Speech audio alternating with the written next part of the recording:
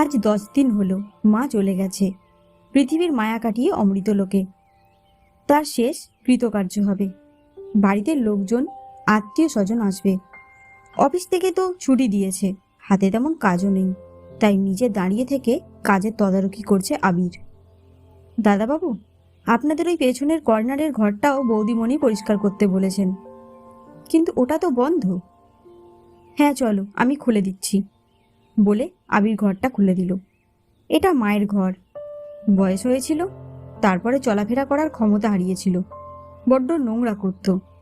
তাই সোনিয়া বলেছিল ঘরের সামনে সবসময় নোংরা ভালো লাগে না, তোমার মাকে পেছনে একটা ঘরে রাখো। তাই করা হয়েছিল। ঘরে তেমন কিছু নেই, মা খাটে শুতে পারত না, খাট দেওয়া হয়নি, মা নিচে মেঝেতেই শুতো। ও পাশে জানলাটা খুলতে গিয়ে পায়ের কাছে কি একটা যেন ঠেকলো আবিরের। ডায়েরি না?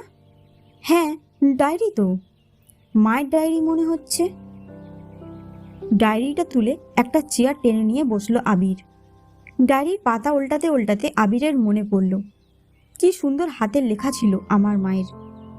আমার স্কুলের প্রজেক্টের খাতা মা লিখে দিত। বন্ধুদের কাছ থেকে আনা নোট দেখে মা রাত জেগে আমার নোট লিখে দিত। পরে মায়ের হাতের লেখা এত খারাপ হয়ে গিয়েছিল, হয়তো বয়সের ভারে, হয়তো ভালো চোখে দেখতে পেত না, হয়তো হাত কাঁপত। আমার অবশ্য খোঁজ রাখা হয়নি।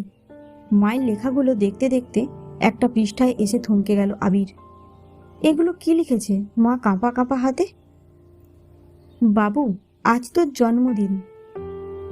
আজ অন্তত একবার আমার ঘরে আসতে পারতিস। আমি জানি তুই ভীষণ ব্যস্ত, অত বড় অফিসার, কত দায়িত্ব, তারপর তোর সংসার সব মিলিয়ে তুই। আমি জানি বাবা, তবুও আজ যে তোকে বড় দেখতে ইচ্ছা করছে রে। আমি জানি আমার গায়ে অনেক নোংরা, গন্ধে তোর বমি পায়। আসলে তোরা তো আমাকে নির্বাসন দিয়েছিস, নির্বাসন ছাড়া আর কি বা বলবো। হলোই বা নিজের বাড়ি, যে বাড়িতে কারোর সঙ্গে দেখা হয় না, দিনের পর দিন কোনো কথা হয় না কারোর সঙ্গে, চলাফেরা করার ক্ষমতা হারিয়ে এই 4 দেওয়ালের মধ্যে বন্দি, শুধু কাজের লোকের দুবেলা ভাত দিয়ে যাওয়া, এই জীবনটাকে নির্বাসন ছাড়া আর কি বলা যায়। জানিস বাবু, তুই যখন ছোট ছিলি, খুব ছোট, আমি খেতে বসলেই তোর পায়খানা পেত। কৃষি বাড়ির বউ আমি, সংসারের কাজে সবসময় ব্যস্ত থাকতে হতো, ঠিকমতো খাওয়ারও সময় হতো না। তুই কান্না শুরু করলে তোর ঠাকুমা আর রাখতে পারতো না, তাই বেশিরভাগ দিন তোকে কোলে করে আমায় ভাত খেতে হতো, আর অমনি দিতিস পায়খানা করে। কি আর করব, নাড়া লাগলে তোর আবার পায়খানা হবে না, তাই এইভাবেই তোকে কোলের মধ্যে রেখে খাবার খেতাম। জানিস, একটুও গন্ধ আমার নাকে লাগতো না, বরং তাড়াতাড়ি খেতাম যাতে আমার সোনা ছেলের কোনো অসুবিধে না হয়। তোর একটা বদ অভ্যাস ছিল রাত জাগা, দিনে ঘুমোবি আর রাতে জেগে থাকতিস।